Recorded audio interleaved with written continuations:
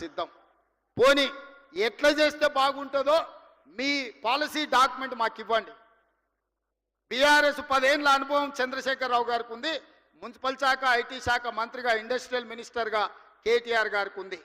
తండ్రి కొడుకులు కలిసి ఒక ప్రణాళికను తయారు చేసి పాలసీ డాక్యుమెంట్ తెలంగాణ సమాజానికి చూపించండి. ఎస్, ఈ ప్రభుత్వం ఈ ప్రణాళికతో ముందుకు వెళ్ళాలి, ఈ విధంగా అభివృద్ధి చేస్తే దీనికి అయ్యే నిధుల ఖర్చు ఇంత, ఈ నగరం అభివృద్ధి ఈ రకంగా చెందుతుంది, దీనికి ప్రతిపక్షంగా మేము సూచన చేస్తున్నామని మీరు ఒక పాలసీ డాక్యుమెంట్ తీసుకొని రండి. సహేతుకమైందైతే తెలంగాణ సమాజానికి హైదరాబాద్ నగరాన్ని అభివృద్ధి చేయడానికి ఉపయోగపడితే 100% మా ప్రభుత్వం ఆమోదిస్తుంది. మాకు బేసజాలు లేవు, మంచి పని చెయ్యాలి, ఈ నగరాన్ని అభివృద్ధి చెందాలి అనేదే మా విధానం. బీఆర్ఎస్ వాళ్ళు ఏది చెప్పరు, బీజేపీ వాళ్ళు ఏది ఇయ్యరు.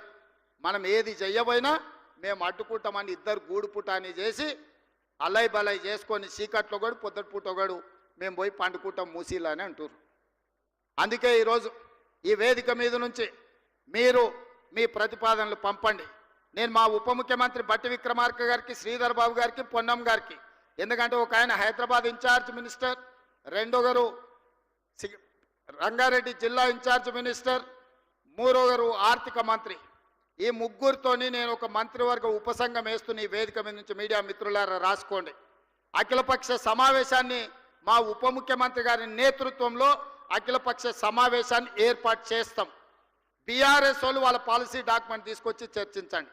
బీజేపీ కిషన్ రెడ్డి కేంద్ర మంత్రిగా మీరు ఏం పాలసీ నగరాన్ని అభివృద్ధి చేయడానికి తెలంగాణ నిధులకు తీసుకొస్తారో అఖిలపక్ష సమావేశాన్ని ఈ వేదిక మీద నుంచి మా ఉప ముఖ్యమంత్రి గారిని నేను రిక్వెస్ట్ చేస్తున్నా. మిమ్మల్ని అఫీషియల్లీ క్యాబినెట్ సబ్ కమిటీ కింద, క్యాబినెట్ సబ్ కమిటీ మినిస్టర్స్గా వీరి ముగ్గురిని నేను నియమిస్తున్న ఈ వేదిక మీద నుంచి నేను ఆదేశాలు ఇస్తున్న చీఫ్ సెక్రటరీ గారికి, తక్షణమే ఈ ఆర్డర్ రిలీజ్ చేయండి. వారు అఖిలపక్ష సమావేశాన్ని ఏర్పాటు చేస్తారు. మొదట బీజేపీ వాళ్ళు వాళ్ళ ప్రతిపాదన దేండి, తర్వాత బీఆర్ఎస్ వాళ్ళు దేండి.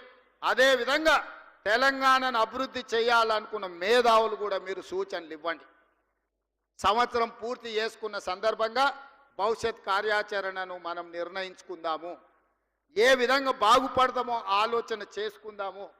మనం బాగుపడడానికి ఎవరో వచ్చి ఏది చెయ్యరు, ఎవరో వస్తారని ఏదో చేస్తారని చూసుకుంటూ కూర్చుంటే ఈ నగరం వరదల్లో మునిగిపోతుంది, కాలుష్యం ఆవహిస్తుంది.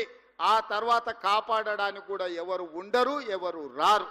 అందుకే బాధ్యతతో, బాధతో అద్భుతమైన హైదరాబాదు నగరం ఈ రకంగా దెబ్బ తినడం, కాలుష్యం ఎంత పెరిగిపోతుందో చదువుకున్న యువకులారా మీరు ఆలోచన చేయండి. ఈ కాలుష్యాన్ని తగ్గించాలి అంటే చెరువులను కాపాడుకోవాలి, నాలాల ఆక్రమణలను తొలగించాలి, కుంటలను పునరుద్ధరించాలి, మూసీ నదిని పునరుజ్జీవింపజేయాలి, మూసీలో కొట్టుకుపోతున్న శవాలను, అక్కడ ఉన్న కలేబరాలను తొలగించాలి, ఇండస్ట్రియల్ పొల్యూషన్ మూసీలో కలుపుతున్న దాన్ని నియంత్రించాలి. ఈరోజు మూసీలో పారే నీళ్లు, గోదావరి జలాలు మూసీలో పారాలి. తద్వారా హైదరాబాదు నగరం యొక్క కాలుష్యం తగ్గుతుంది, ఈ నగరం అద్భుతంగా అభివృద్ధి చెందుతుంది. ప్రపంచ పర్యాటకులను మనము ఆకర్షించాలి అంటే రీజనల్ రింగ్ రోడ్డు రావాలి, మెట్రో రైలు విస్తరించాలి, మూసీ అభివృద్ధి జరగాలి, ఫ్లైఓవర్లు కట్టుకోవాలి, హైదరాబాదు ప్రజలకు కృష్ణా గోదావరి జలాలు తాగడానికి తేవాలి, 24 గంటలు పని కల్పించాలి. ఆటోలు నడుపుకునే వాళ్ళ నుంచి ట్యాక్సీలు నడుపుకునే వరకు, చిన్న చిన్న ఛాయ్ బండి నుంచి పెద్ద పెద్ద హోటళ్ళ వరకు పరిశ్రమ అభివృద్ధి చెందాలి అంటే పర్యాటకులు పెరగాలి. పర్యాటకులు పెరగాలి అంటే మౌలిక వసతులు అధునాతనంగా ఉండాలి. ఆ విధానానికి మా ప్రభుత్వం కట్టుబడి ఉన్నది. ఆ దిశగా మేము ప్రయత్నం చేస్తున్నాము. బీజేపీ బీఆర్ఎస్ వాళ్ళు మా మంత్రివర్గ ఉపసంఘానికి అఖిలపక్ష సమావేశంలో వచ్చి మీ ప్రతిపాదనలు ఇవ్వండి. మేము ఏది చేస్తామన్నా మీరు అడ్డుకుంటామనేదే మీ విధానం అయితే అట్లా కుదరదు. గతంలో మీరు చేసింది కొన్ని తప్పులు చేసిరు, ఎన్నో అప్పులు చేసిరు. గతంలో ఏందా అని వెనక్కి తిరిగి చూసినాం అన్నెప్పుడో. వాళ్ళు పెడబొబ్బలు పెడుతుంటారే, వాళ్ళు ఏమైనా మంచి చేస్తే మేము ఏమైనా తప్పు చేస్తున్నామని చూస్తే ఏం లేదు.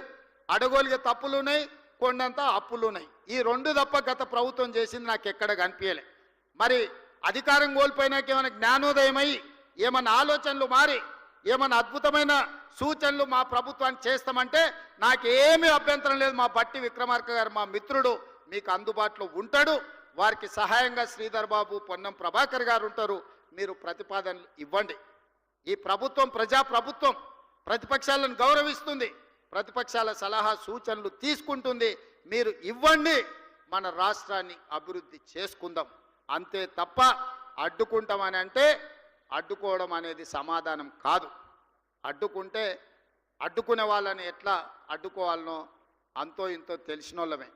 ఎందుకంటే ఇవన్నీ చూసుకుంటేనే ఇంత దూరం వచ్చినాం, చూడకుంటూ వచ్చినాం. మిత్రులారా మీకు తెలుసు కదా, ఇవన్నీ చూడకుంటేనే ఇంత దూరం వచ్చినాం. మేమందరం ఏమన్నా తాత పేరు నాయన పేరు చెప్పొచ్చు ఆ కుర్చీలో కూర్చున్నామా? లేదు కదా, మీ మధ్యలో ఉండుకుంటేనే వచ్చినాం కదా. అందుకే ఇట్లాంటి ఆలోచనలు మానండి. మా మీద కోపం ఉంటే ఇంకో రకంగా తీర్చుకోండి. మమ్మల్ని కక్ష సాధింపు చర్యలకు పాల్పడాలంటే ఇంకే రకంగా